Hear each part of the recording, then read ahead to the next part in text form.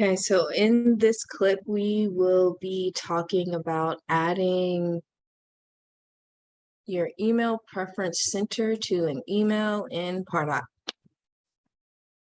So we're going to start with this test email. It is an A/B test, so we'll be able to confirm the update and see the difference between version A and version B. We will select Edit Draft.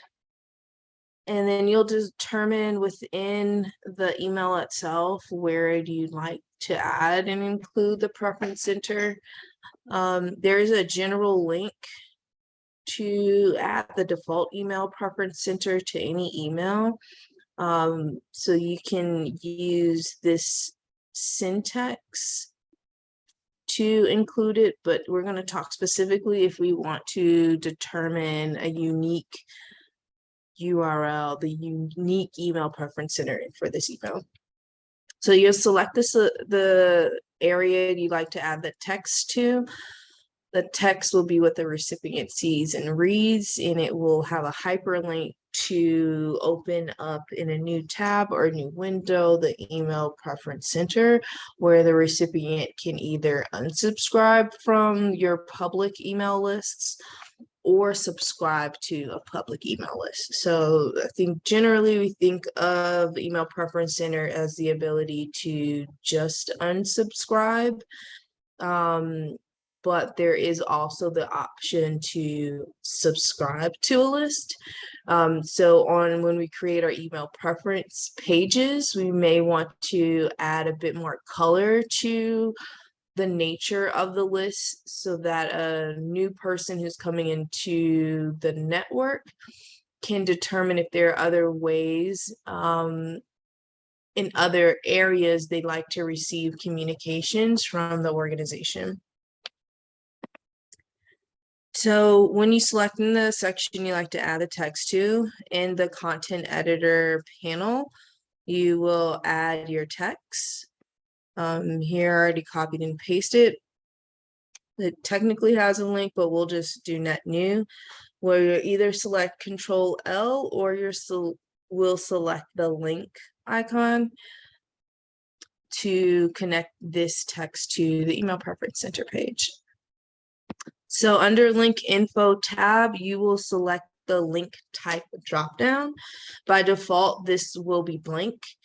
You'll have some other by native other link types that you can use, but for this one specifically, we're going to link it to the email preference page. There will be a second drop down box that will appear. By default, it will be blank, and then you will update the specific page or preference center page that you'd like to use. Again, this is only going to populate the ones that are active and exist in Pardot. So if you've done this before actually building out the email preference, you'll have to go back, add the email preference page, and then update your email. You can determine if there is an underline, use your default settings, or clearly add an underline to the section to help the recipients know that this is a link. That's kind of common amongst links. And then you can update the link color. By default, it will be blue, but you can update the link color by typing in the primary color name into the link color text box. Then when we select OK, we will see the updates here. So the email link was added to this text. We can also change, if you want to change the styling of the text, you'll do that. And we will save. And I will show you. So this again is the A email, and the B email, it does not include that link here.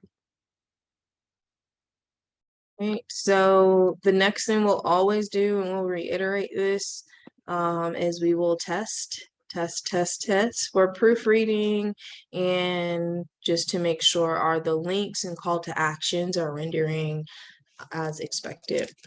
So I'm going to send this to myself.